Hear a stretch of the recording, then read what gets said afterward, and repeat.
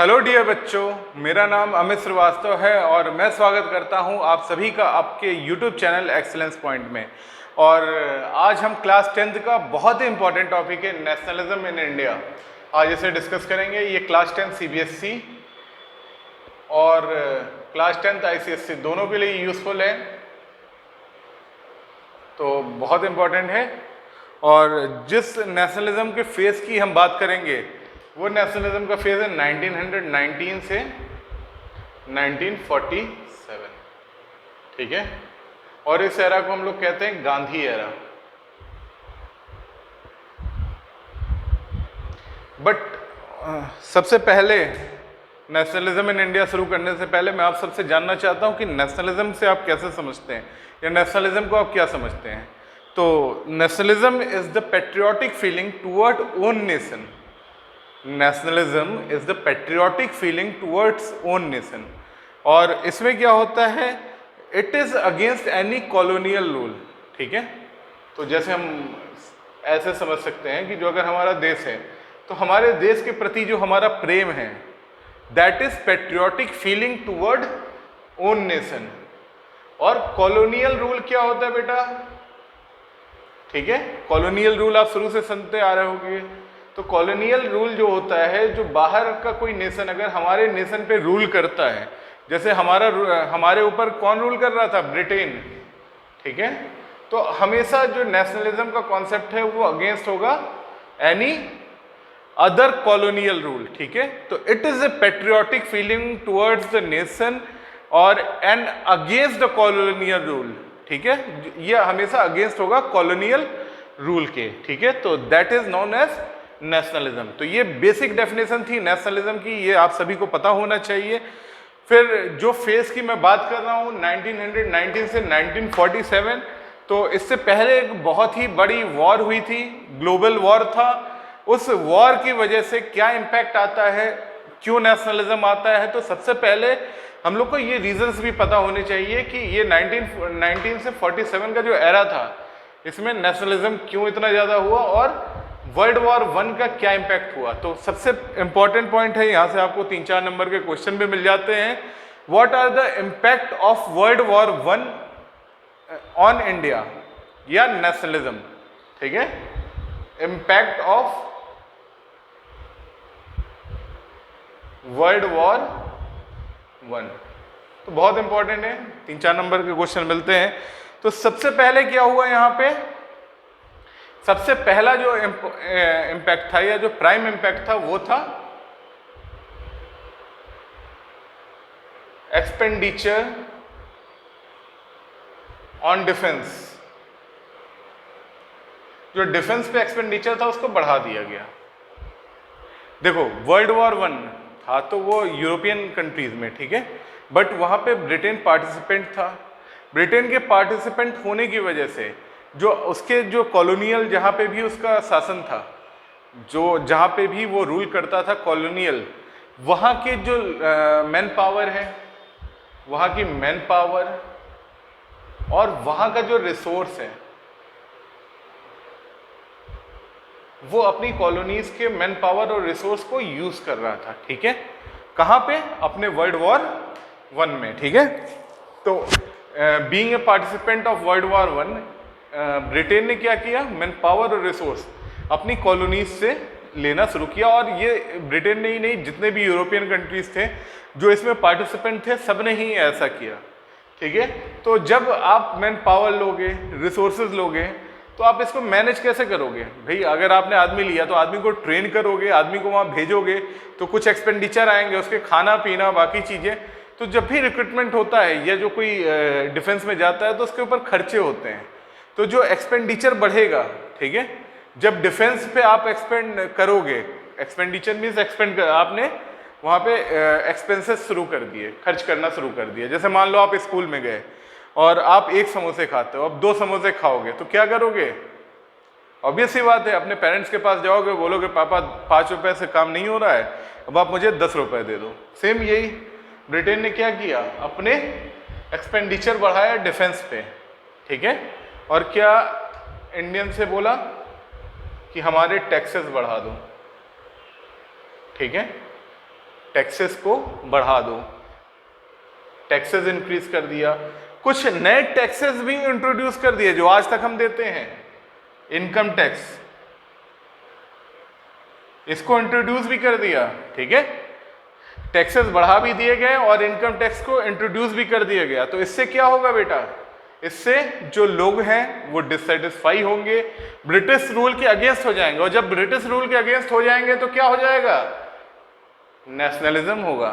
ठीक है, मैंने बताया ना कि it is a patriotic feeling, it is a patriotic feeling amongst मतलब amongst the people of own nation, अपने लोगों के लिए एक पेट्रियोटिक फीलिंग होती है, and it is against any colonial rule, किसी भी कॉलोनियल रूल के अगेंस्ट होता है। तो देखो यहाँ पे क्या हो रहा है, लोगों के दिमाग में कॉलोनियल रूल के लिए एक मतलब अगेंस्ट कुछ फीलिंग जनरेट हो रही है। दूसरा भाई जो ये तो मैन पावर, ये रिसोर्स टैक्सेस बढ़ाया था। दूसरा इन्होंने क्या किया, मैन पावर का भी यूज किया, मतलब फोर्स्ड रिक्रूटमेंट किया। आर्मी में फोर्स्ड रिक्रूटमेंट, आपको नहीं जाना है तब भी आपको उठाया, बोला कि भाई फिट लग रहे हो, चले जाओ आर्मी में कंट्रीब्यूट करो। ठीक है, अपने देश की आर्मी में तो हर कोई कंट्रीब्यूट करना चाहता है। अगर आज हमारे किसी भी बच्चे को बोला जाए कि क्या करना है, तो वो हर कोई बोलता है एनडीए, सीडीएस, डिफेंस। क्यों? क्योंकि वो अपने देश के लिए आप सर्व कर रहे हो। ठीक है, अपने देश के लिए सर्व करना एक प्राउड फीलिंग होती है। बट अगर आपसे बोला जाए कि जाओ अफगानिस्तान और पाकिस्तान की लड़ाई हो रही है, उसमें तुम पार्टिसिपेट करो, तो करोगे आप लोग? नहीं करोगे। तो ऐसे ही सेम कंडीशन थी वहां पे। ठीक है, सेम सिचुएशन थी कि आपको जाना है ब्रिटेन की तरफ से, जो कि आपकी कॉलोनीज है, और वहां पे आपको फाइट करना है जर्मन से, बाकियों से। ठीक है, तो फोर्स रिक्रूटमेंट होता था कि मतलब ये नहीं भी जाना चाहते थे तो भी इनको रिक्रूट करके और लिया आता था। तो इससे भी एक डिससेटिस्फैक्शन क्रिएट होता है। तीसरा भाई जो फूड और बाकी रिसोर्सेस हैं, इसको भी, फूड रिसोर्सेस को भी भेजना शुरू कर दिया इन्होंने बाहर। ठीक है, फूड रिसोर्सेस को भी इन्होंने बाहर, वॉर फील्ड जो भी था इनका वॉर फील्ड बाहर था, वहाँ पे भेजना शुरू कर दिया। तो इस फूड रिसोर्सेज जब आपका बाहर चला जाता है और आपके पास बहुत ज़्यादा फूड रिसोर्स नहीं है रिजर्व में, तो फिर एक फूड क्राइसिस आ जाती है। फूड क्राइसिस की जब सिचुएशन आती है तो फिर मतलब भुखमरी और बाकी चीज़ें भी, हंगर भी साथ में आती है। और उसी समय, ठीक है, जो फोर्थ पॉइंट है, उसी समय एक पेंडेमिक, आज कौन सा पेंडेमिक है जो प्रिवेल कर रहा है ऑल ओवर द वर्ल्ड और सब परेशान है? आज जो पेंडेमिक है उसका नाम है कोविड-19। उस समय भी एक पेंडेमिक था, दैट टाइम 1919 के आसपास, आज से 100 साल पहले। ठीक है, ये दूसरा जो बड़ा पेंडेमिक है 100 साल बाद आया है। ठीक है, तो 1909 में एक पेंडेमिक था जिसका नाम था स्पेनिश फ्लू, और ये इतना ज्यादा खतरनाक था कि इससे दुनिया में 5 से 6 करोड़ लोगों की डेथ हो गई थी। और ये जो डेटा है 5 से 6 करोड़, ये वर्ल्ड वॉर 1 में जो डेथ हुई है उससे ज्यादा है। ठीक है, तो आप समझ सकते हो कि जो उस समय पेंडेमिक था वो कितना खतरनाक था, और बहुत हद तक इस पेंडेमिक की वजह से भी वर्ल्ड वॉर 1 पे विराम लगा था। ठीक है, क्योंकि वहां से आर्मी को ही सबसे पहले हुआ था। तो जो ये पेंडेमिक था उससे इंडिया भी नहीं बचा था। इंडिया में भी 1.2 से 1.3 करोड़ डेथ होती है, और उसी समय फेमाइंस भी आते हैं। फेमाइंस मीन्स सूखा वगैरह पड़ता है, तो जिससे 1.5 करोड़ से लेके 1.2 से 1.3 करोड़ लोगों की डेथ हो जाती है। तो जो इंडियंस थे उनको ऐसा लगता है कि अगर हम वहाँ नहीं गए होते, कंट्रीब्यूट नहीं करते वॉर फील्ड में, तो ये जो फ्लू है, ये जो स्पेनिश फ्लू है, वो यहाँ नहीं आता और इतना ज़्यादा डेथ यहाँ पे नहीं होती। तो ठीक है, तो ये कुछ इम्पैक्ट था इंडिया पे जो वर्ल्ड वॉर 1 का था। ठीक है, और एक इंफॉर्मेटिव चीज़ भी आपको बताना चाहूँगा, वर्ल्ड वॉर 1 में जो हमारे इंडियन शहीद हुए थे, जो वर्ल्ड वॉर 1 में हमारे इंडियन शहीद हुए थे, उनके लिए इंडिया गेट, उन्हीं की उनके लिए ही यादगार में इंडिया गेट बनाया गया, उन शहीदों के लिए। ठीक है, तो इंडिया गेट उनके लिए, ये एक इंफॉर्मेशन है, ये आपके सिलेबस का पार्ट नहीं है, बट ऐसे ही चल रहा था तो एक इन्फॉर्मेशन भी देना था आपको, ठीक है। तो this is the point where what are the impact of World War one on India. तो अगर आपको ये 4 पॉइंट लिख दोगे, 4 नंबर आसानी से मिल जाएगा, ठीक है। इसमें बहुत ज़्यादा सोचना नहीं है आपको।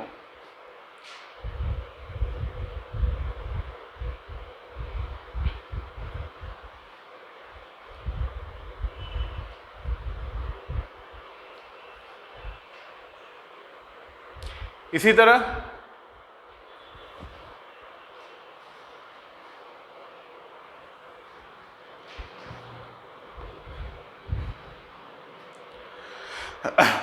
अब एक बहुत बड़े लीडर हैं जो इसमें एंटर करते हैं, ठीक है, और इंडिया में उनकी एंट्री होती है। कब होती है ये एंट्री? ये होती है 9 जनवरी 1915, ठीक है। इंडिया आते हैं। कहाँ से आते हैं? ये आते हैं साउथ अफ्रीका से। साउथ अफ्रीका के जो सिटीजन्स को वहाँ पे राइट नहीं मिल रही थी, या जो इंडियंस थे या जो बाहर से लोग थे, तो वहाँ पे भी उनके राइट्स को लेके काफ़ी इशू था। तो जो ये इंडियन जिनकी मैं बात कर रहा हूँ, नाम तो याद ही होगा यार, या समझ ही गए होगे आप लोग, महात्मा गांधी। महात्मा गांधी। और महात्मा गांधी का पूरा नाम कमेंट बॉक्स में बताओ, ठीक है। देखते हैं कितने लोग महात्मा गांधी का पूरा नाम, ठीक है, बताते हैं।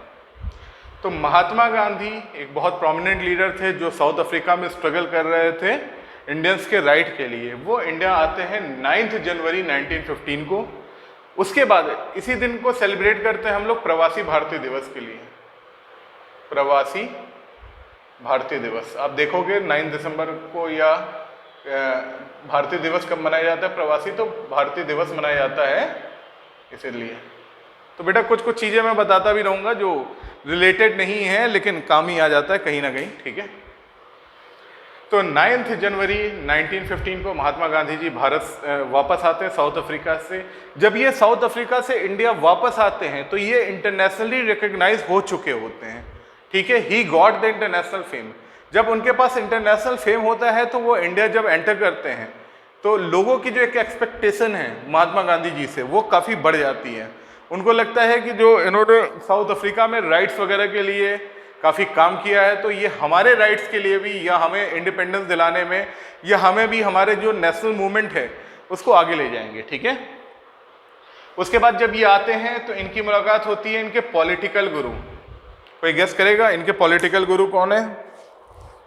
इनके पॉलिटिकल गुरु का नाम है गोपाल कृष्ण गोखले।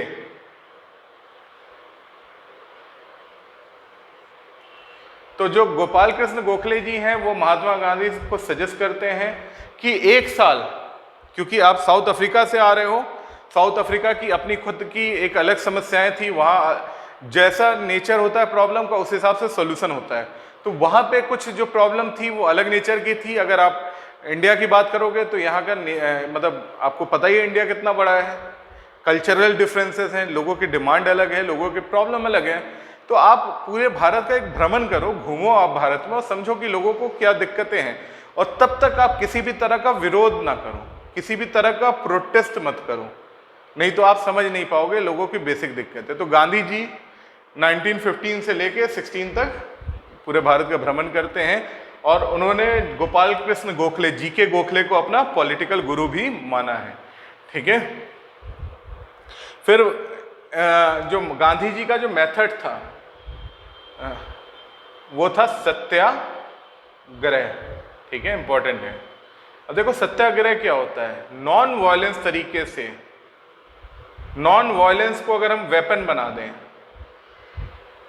और फिर अपनी डिमांड्स को पूरी करें, मतलब हम लोग वायलेंस के बिना, नॉन वायलेंस मतलब अहिंसा से और शांति से अगर किसी चीज़ की हम डिमांड करते हैं तो वो चीज़ें पूरी हो जाए, इसकी भी संभावना होती है, ठीक है। तो सत्याग्रह को Mahatma Gandhi ji made satyagraha as a tool to fight for independence, ठीक है।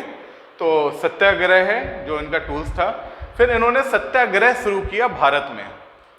तो देखिए 1916 में सबसे पहला सत्याग्रह किया, वो आपको देखिए जो क्वेश्चन पूछा जाएगा वो ये पूछा जाएगा कि कौन सा सत्याग्रह हुआ था। जैसे चंपारण मैंने नाम बताया 1916 में हुआ था चंपारण, तो ये चंपारण कहाँ पे सिचुएटेड है, ठीक है, आपसे ये सवाल आ सकता है। तो चंपारण कहाँ पे है, चंपारण है बिहार में, ठीक है। तो ये क्वेश्चन आपसे 1 नंबर में आ सकता है। तो देखो चंपारण में क्या प्रॉब्लम थी, चंपारण में 3 कठिया प्रथा चल रहा था, 3 कठिया प्रथा। 3 कठिया प्रथा, देखो इसमें होता क्या है कि जो 3/20 पार्ट होगा लैंड का, ठीक है, लैंड का 3/20 पार्ट, वहां पे जो किसान हैं उस फार्मर हैं उनको विवश किया जाता था कि आप यहाँ पे इंडिगो फार्मिंग कीजिए। इंडिगो, इंडिगो मीन्स नील, ठीक है, कॉटन के जो कपड़े वगैरह होते थे उस समय, तो उसको कलर और बाकी चीज़ों में यूज होता था। तो इंडिगो फार्मिंग करिए। अब इंडिगो फार्मिंग देखो, जो हमारे देश का किसान है वो उसके पास खेत या लैंड बहुत बड़े बड़े नहीं है, छोटे छोटे खेत हैं, ठीक है। तो जब आपके एक जो लैंड है आपके पास छोटा, उसमें कहा जाए 3/20 पार्ट में आपको इंडिगो खेती करने, इंडिगो फार्मिंग करना कंपलसरी है, तो फिर क्या होगा, आपकी इकोनॉमिक क्राइसिस शुरू हो जाएंगी, ठीक है। तो वही वहाँ के किसानों को बहुत दिक्कतें हो रही थी इस चीज़ को लेकर, ठीक है, 3 कठिया प्रथा से। इसके बाद भी उनको टैक्स देना होता था, जो प्रोड्यूस होता था उसका भी एक हिस्सा देना होता था as a form of tax. तो यहाँ पे पंडित रामचंद्र शुक्ला ने, राजकुमार शुक्ला जी ने गांधी जी को इनवाइट किया सत्याग्रह के लिए, और गांधी जी ने इस सत्याग्रह में पार्टिसिपेट किया और ये 3 कठिया जो प्रथा थी उसे समाप्त कराया, ठीक है। तो क्लियर हो गया होगा। तो इंपॉर्टेंट है कि पहला सत्याग्रह गांधी जी का क्या था, चंपारण सत्याग्रह, कब कहाँ पे हुआ था, बिहार में हुआ था, और कब हुआ था, 1916 में। तो ये चीजें इंपॉर्टेंट है, आपको पता होनी चाहिए।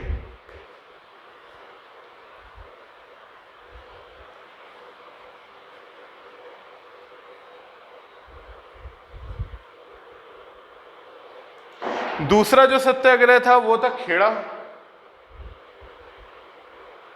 ये था 1917 में। खेड़ा कहाँ पे है ये इंपॉर्टेंट है, ये है गुजरात में। और ये जो सत्याग्रह था किससे रिलेटेड था, ये था रेवेन्यू कलेक्शन, ठीक है। इसी के बाद एक था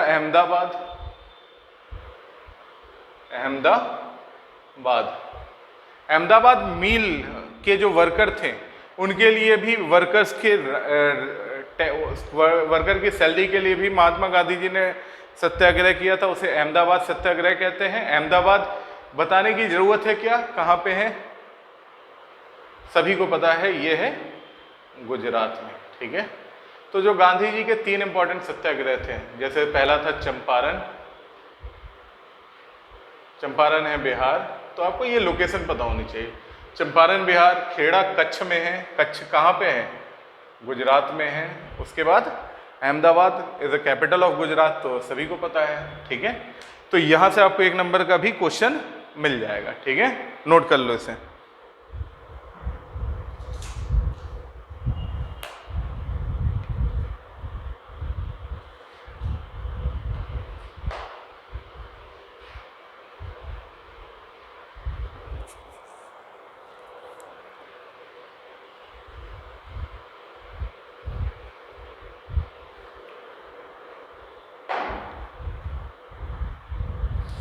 फिर देखो क्या होता है, फिर एक एक्ट आता है, इसको कहते हैं रॉलेट एक्ट,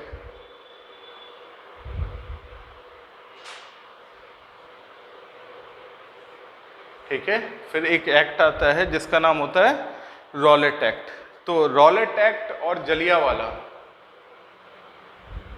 और इसी के बाद एक मूवमेंट होगा CDM NCM, non cooperation movement. ये हमारा जो नेक्स्ट वीडियो होगा, नेक्स्ट पार्ट होगा इस लेक्चर का, उसमें हम लोग डिस्कस करेंगे, प्रॉपर तरीके से डिस्कस करेंगे, सारी चीज़ें हम वहाँ पे डिस्कस करेंगे ताकि आपके एग्ज़ाम्स में कोई भी दिक्कत ना हो। और अभी जो सिचुएशन है कोविड की, मैं इन चीज़ों को बनाता रहूँगा, आपको ये सारी चीज़ें अवेलेबल हो जाएंगे। Okay, thank you very much.